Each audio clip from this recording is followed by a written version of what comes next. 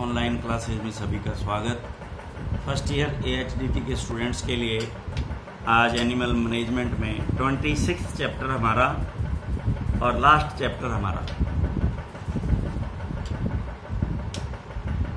कुक्कुटशाला का निर्माण, poultry farm, construction and layout of poultry farm and poultry housing. निर्माण व उसका प्रारूप क्या होना चाहिए और फिर उसका निर्माण कैसे करेंगे, क्या क्या मटेरियल चाहिए, प्रारूप क्या होना चाहिए यानी डिजाइनिंग क्या होनी चाहिए, फिर उस पर बनाने के मटेरियल क्या होना चाहिए। तो ये आज हम इसका डिस्कस करेंगे। क्या क्या इक्विपमेंट्स चाहिए उसके अंदर हमारे को जब हम पोल्ट्री फार्म करते हैं। आधुनिक परिस्थितियों में मुर्गी पालन रोजगार व आय एक अत्यंत महत्वपूर्ण साधन बनता जा रहा है, जो पशुपालकों को सामाजिक व आर्थिक स्तर को ऊंचा उठाने में बहुत योगदान प्रदान कर रहा है।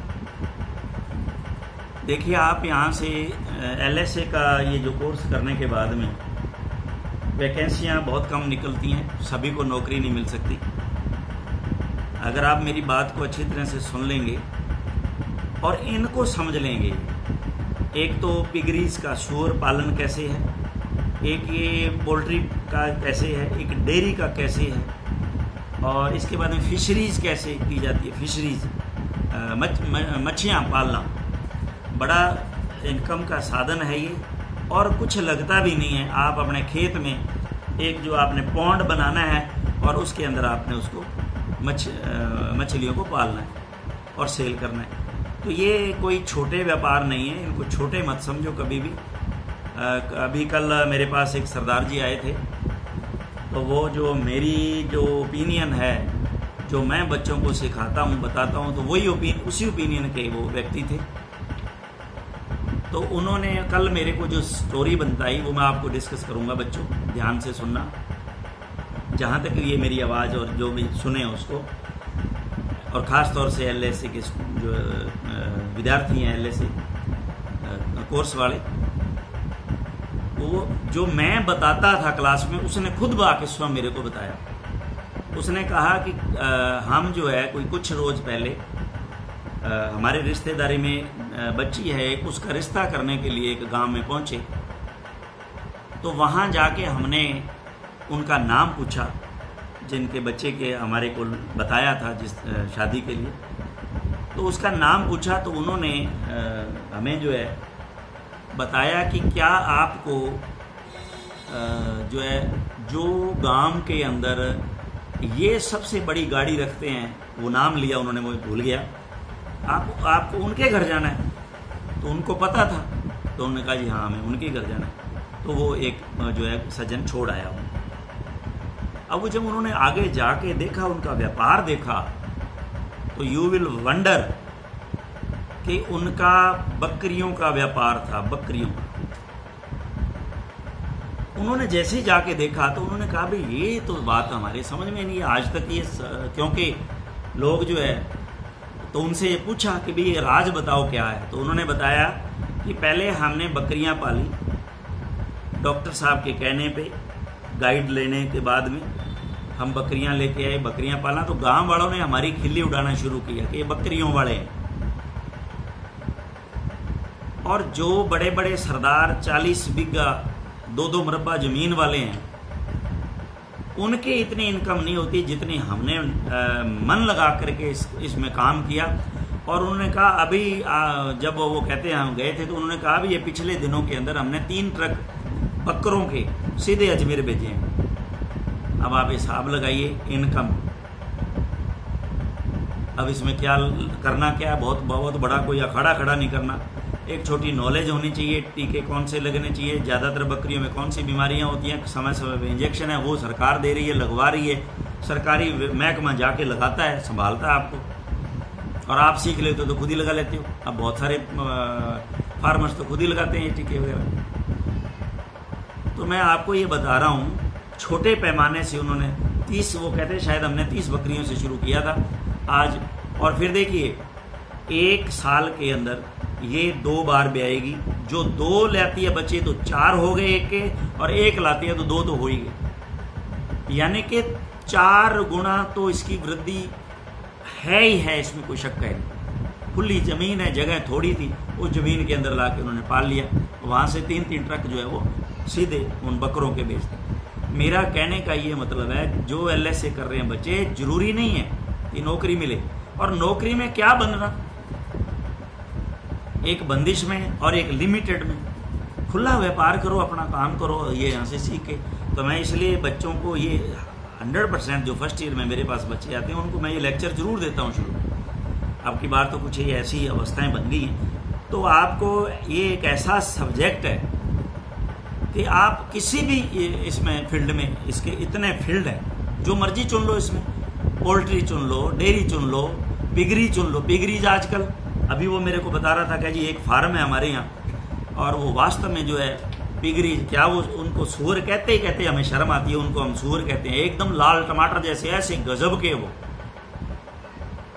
और उनको बाड़े में रखा गया, सावधानी पूर्वक पाला जाता है, एक शानदार तरीके से उनको पाला जाता है, और वो बेचते हैं जब कहते हैं वास्तव में, और इसकी ज़रूरत है, डिमांड है जिस चीज़ की, तो पैसा आएगा ही आएगा। तो मेरा कहने का ये मतलब है फिशरीज में, और फिशरीज के अंदर जरूरी है सिर्फ यही बेचनी है, तो आप फिशरीज के अंदर कलर्ड वाली फिशरीज का बीज लाओ, और वो कलर्ड वाली फिशरीज पाल के, और आप जो है ये जो एक्वेरियम आजकल जो है घरों में बड़ा शौकीन लोग रखते हैं, बड़ा कांच में वो पानी और लगा के एक पंप लगता है, उसमें लगता क्या है, उसमें 4 कलर की अलग अलग उसमें मछलियां डाल के वहाँ रखो, लोग लेके जाते हैं खरीद के दुनिया भर का। तो आपको करना आना चाहिए, जरूरी नहीं है कि आप नौकरी पे डिपेंड। सबको नौकरी मिलेगी भी नहीं, अभी भी मैं बता देता हूँ, नहीं मिलेगी। इतने 1 साल में आप 2 साल के बाद में इतने LSA, इतने कॉलेज हैं निकलते हैं, सबको नौकरी गवर्नमेंट कहाँ से दे देगी। तो आपको इन चीज़ों के अंदर आपको ध्यान से इनको पढ़ना पड़ेगा, इन पे गौर करना पड़ेगा, क्लिनिकल डायरी में नोट करने पड़ेंगे। इसकी जो है वो जो फार्म है उन पे जाके आपको प्रैक्टिस करनी पड़ेगी, थोड़े दिन उनके साथ मिल करके कैसे करना है, क्या करना है, फिर अपना काम छोटे पैमाने पे शुरू कर लो। सबसे जो बड़ी बात है वो ये है कि ये 2 साल का जब डिप्लोमा रिकॉग्नाइज्ड यूनिवर्सिटी का आपके हाथ में होगा, कोई भी बैंक आपको लोन लेने से मना नहीं करेगा। आज सरकार तो चाह रही है कि युवक जो है वो रोजगार उसके पास हो, और वो रोजगार से पैसा कमाए और हमें इनकम टैक्स दे। सरकार तो ये चाहती है, इसीलिए वो आपको आगे ला रही है, उसका खुद का फायदा। बेरोजगारी खत्म होगी, सरकार पर लोड जो खत्म होगा। तो ये चीज़ें जो है आप ये जो जब मैं इस तरह की बातें पढ़ाता हूँ तो ये लेक्चर मैं जरूर जो है अवश्य देता हूँ। फिर क्या है, अगर बाय द वे नई नौकरी मिले तो गाँव के अंदर इतनी जगह खाली पड़ी हैं, इतनी जगह अभी तक बेचारे कृषक जो है हमारे पशुपालक भाई हैं कितने परेशान हैं। एक जानवर बीमार हो जाता है 7-8 किलोमीटर उनको ले जाना पड़ता है, तो आप बताइए उसका कितना समय बेकार हो गया। अगर आप एक AI का सेंटर खोल के या वहाँ बैठ जाते हैं प्राइवेट, तो लोग वहाँ निहाल हो जाएंगे, आसपास के लोग आपसे जो है वो यही करवाएंगे। तो इसलिए मैं कह रहा हूँ कि ये जरूरी नहीं है कि आप नौकरी के अंदर ही दौड़ने का प्रयास करो, ऐसा कोई जरूरी नहीं है, और सबको मिलेगी भी।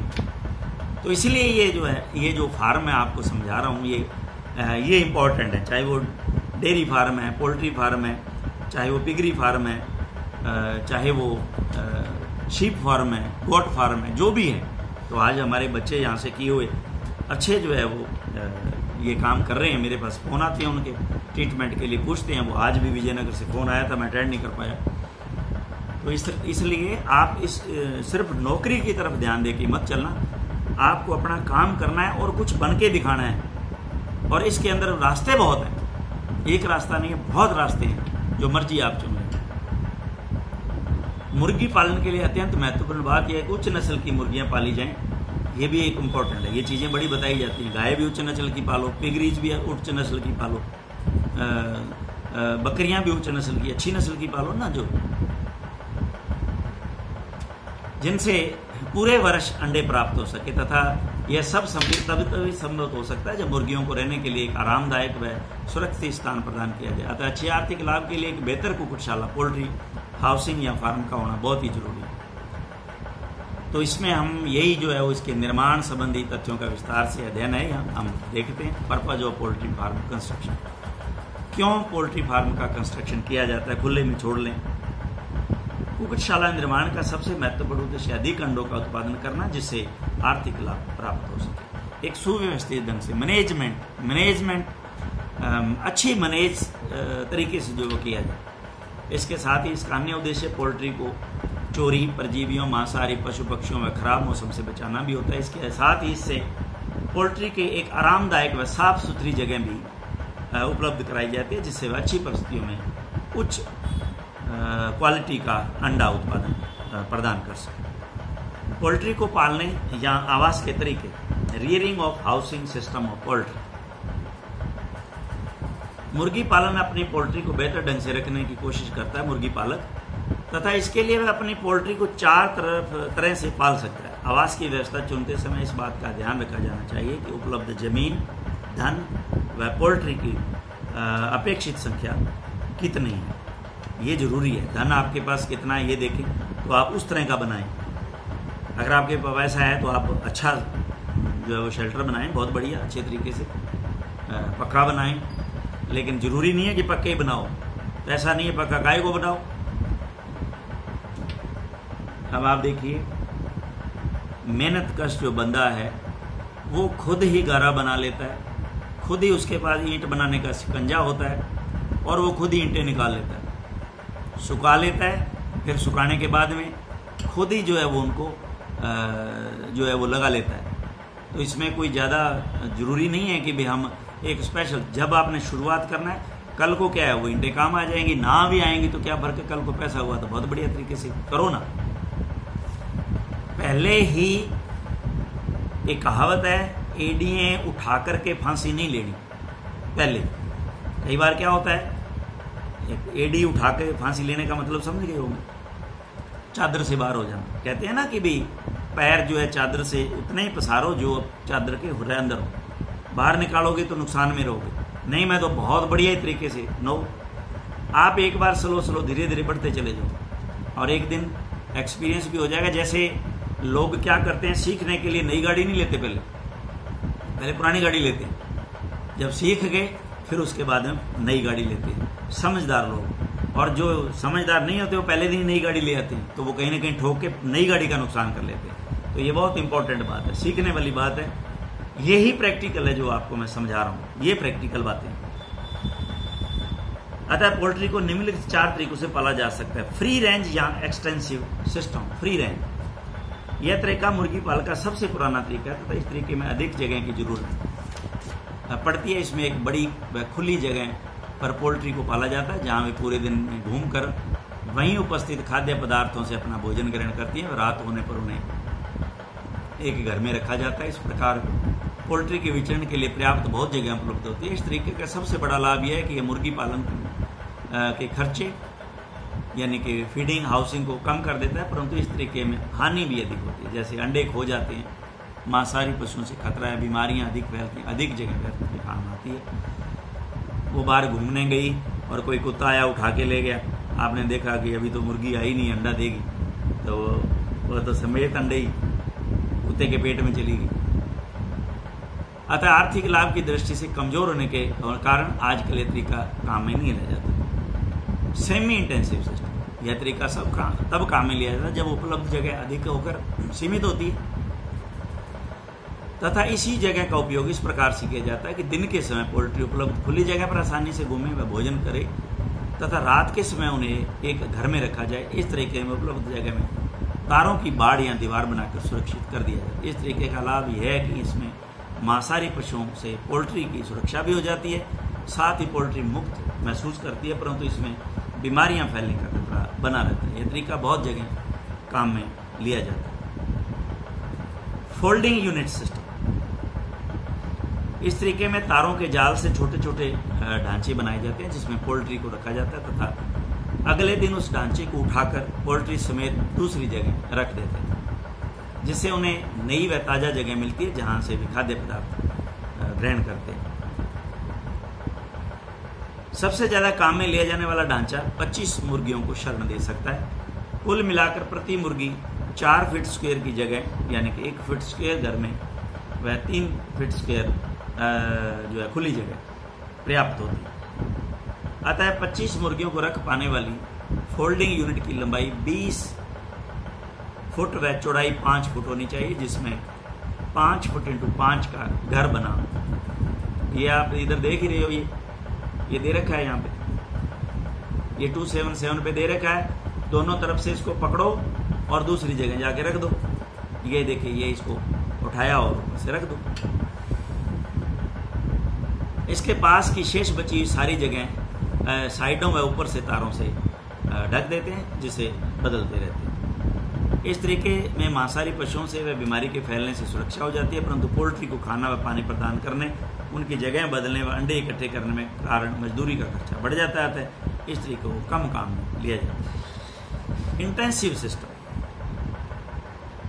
इस पोल्ट्री में इस तरीके में पोल्ट्री को एक घर के अंदर ही रखा जाता है तथा उसके स्वतंत्र विचरण के लिए कोई जगह नहीं होती। यह तरीका वहां काम में लिया जाता है जहां जगह सीमित व महंगी होती है। इस तरीके में सूर्य की किरणों की घर के फर्श तक पहुंचने की समुचित व्यवस्था होनी चाहिए। इस तरीके के अंतर्गत दो महत्वपूर्ण सबसे ज्यादा काम में लिए जाने वाले तरीके निम्न है। पहला है कैजेज सिस्टम या बैटरी सिस्टम। अंडरलाइन कर लेना इसको, ये जरूरी है और ये जनरली कई बार पूछा जाता है। कैजेज सिस्टम या बैटरी सिस्टम, यहाँ कई बार फिल इन द ब्लैंक्स में आता है। कैजेज सिस्टम को कहते हैं, fill in the blanks battery system.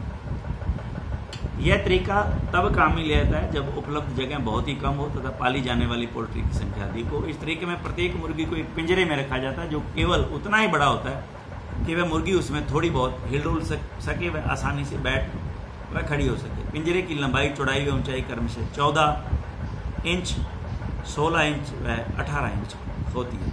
ये लंबाई, चौड़ाई और ऊंचाई है।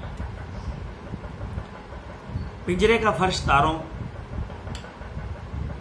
गैल्वेनाइज्ड के जाल से बना होता है जिसके नीचे पोल्ट्री की ड्रॉपिंग एकत्रित करते हैं। बीटें के लिए एक ट्रे लगी होती है। पिंजरे का फर्श पीछे से आगे की तरफ ढलवा होता है जिससे मुर्गी द्वारा दिए गए अंडे लुढ़कर पिंजरे के बाहर स्थित एग रिसीविंग गटर में आ जाते हैं।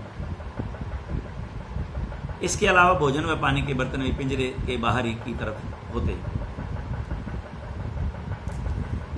ऐसे बहुत से पिंजरे को आपस में जोड़ा भी जा सकता है तथा उन्हें आवश्यकता पड़ने में बहुमंजिला भी बनाया जा सकता है। तो ये आप इसमें देख रहे हो कि इसको आप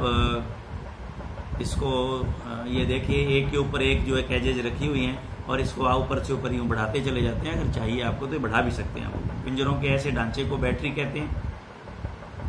बैटरी, क्योंकि ये देखिए बैटरी जैसा लगता है, एक बैटरी देखिए, ये बैटरियां जुड़ी हुई हैं ऐसा लग रहा है।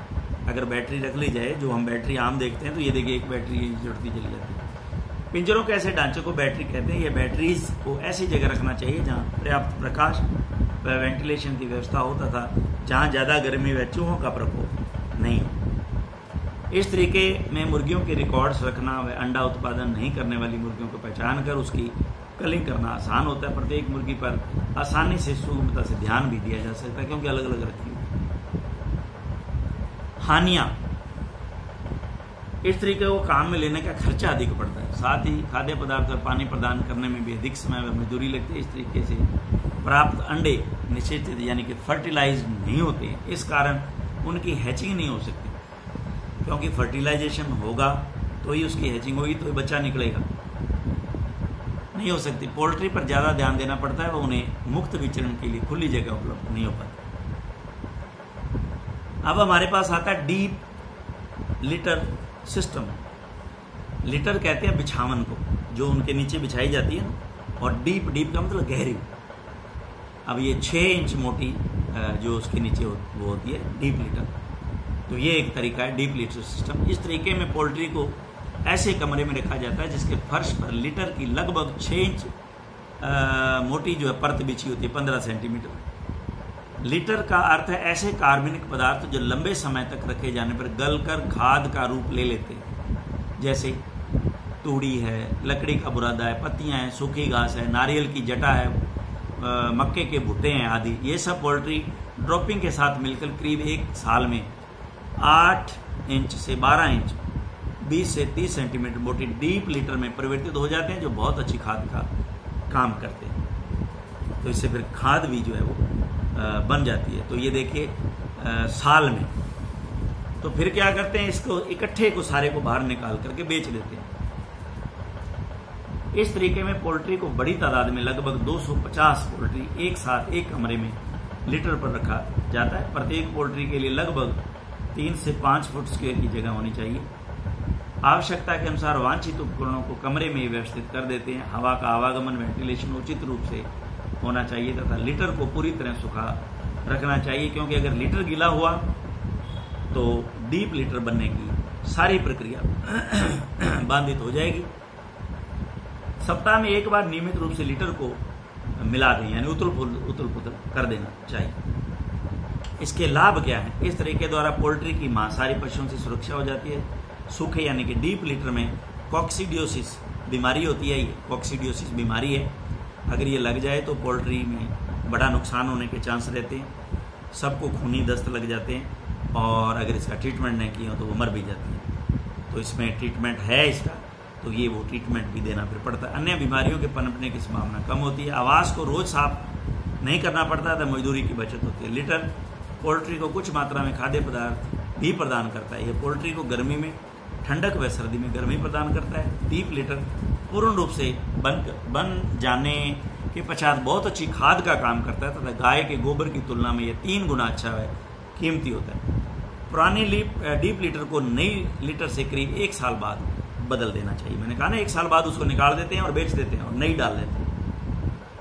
हानियां, हालांकि यह तरीका मुर्गी पालन का सर्वोत्तम तरीका है, परंतु अगर लीटर में नमी अधिक हो जाए तो यह कॉक्सीडियोसिस व वर्म इन्फेस्टेशन, वर्म्स, कीड़े, इनका ये पैदा हो जाते हैं और फिर ये बीमारियां जानवर उसको जैसे बीमारियों को जन्म देती है, जिसे समय पर नियंत्रित नहीं कर पाने पर बड़ी संख्या में पोल्ट्री मर जाती है। वह सारी प्रक्रिया पुनः शुरू करनी पड़ती है। यदि पर्याप्त जगह उपलब्ध हो तो डीप लीटर सिस्टम ही काम में लेना चाहिए, क्योंकि इसे शुरू करने का खर्चा कम होता है, कीमत नहीं घटती, ज़्यादा बदबू नहीं आती, पोल्ट्री ड्रॉपिंग को हटाना नहीं पड़ता। जो बीट करती है ना वो मुर्गी, उनको हटाना भी नहीं पड़ता डीप लीटर के अंदर। तो ये पोल्ट्री ड्रॉपिंग वो बीट है, हटाना नहीं पड़ता।